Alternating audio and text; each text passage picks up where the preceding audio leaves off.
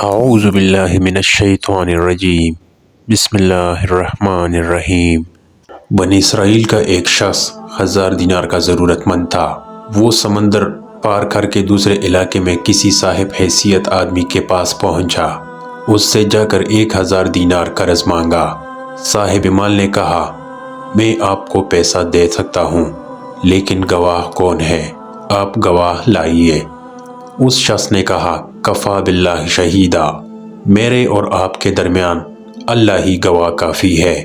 تو صاحب مال نے کہا کہ بھائی پھر کفیل اور ذمہ دار لاؤ، تاکہ اگر آپ نے ادا نہیں کیا تو میں آپ کے کفیل سے وصول کر لوں گا۔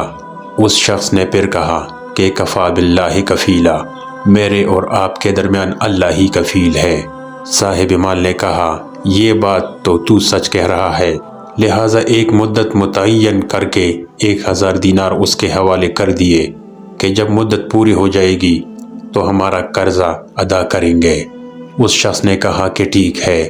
پھر یہ شخص 1000 دینار قرض لے کر سمندر پار کر کے اپنے گھر پہنچا اور اسے اپنی ضرورتیں پوری کی۔ جب قرض کی مدت پوری ہو گئی تو وہ شخص قرض ادا کرنے کے لیے 1000 دینار لے کر قرض خواہ کے یہاں پہنچانے کے لیے روانہ ہو گیا۔ سمندر کے پاس پہنچ کر کشتیاں تلاش کرنے لگا، لیکن کوئی بھی کشتی نہیں ملی۔ اسے خدشہ محسوس ہونے لگا کہ خدا نخواستہ قرض ادا کرنے سے پہلے مدت پوری نہ ہو جائے۔ سمندر کے کنارے پر مارا مارا پھرنے لگا، کسی طرح کوئی سواری نہیں ملی۔ آخر کار مجبور ہو کر ایک لکڑی میں سوراخ کیا اور اس سوراخ کے اندر 1000 دینار اور ایک پرچی رکھی۔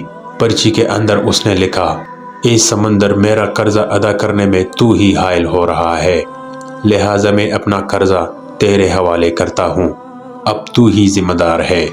چنانچہ لکڑی کے سوراخ میں یہ پرچی اور 1000 دینار رکھ کر سوراخ بند کر دیے۔ اس کے بعد اس لکڑی کو اس سمندر میں یہ کہہ کر بہا دیا کہ لے، اب تو ہی ذمہ دار ہے، اور اللہ سے دعا کی، اے اللہ، میرے قرضہ کے ادا کرنے میں یہی سمندر حائل ہے، میں تجھے گواہ بناتا ہوں، اور تو ہی گواہ ہے اور تو ہی کفیل ہے۔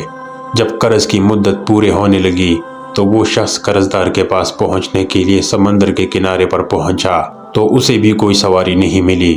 اتفاق سے اس کے سامنے سمندر میں سے ایک لکڑی بہتی ہوئی آئی۔ جب وہ لکڑی سمندر کے بالکل کنارے پر آ گئی تو اس نے اس ارادے سے اس لکڑی کو اٹھا لیا کہ گھر میں عورتیں کھانا پکانے میں ایندھن کے کام لے لیں گی۔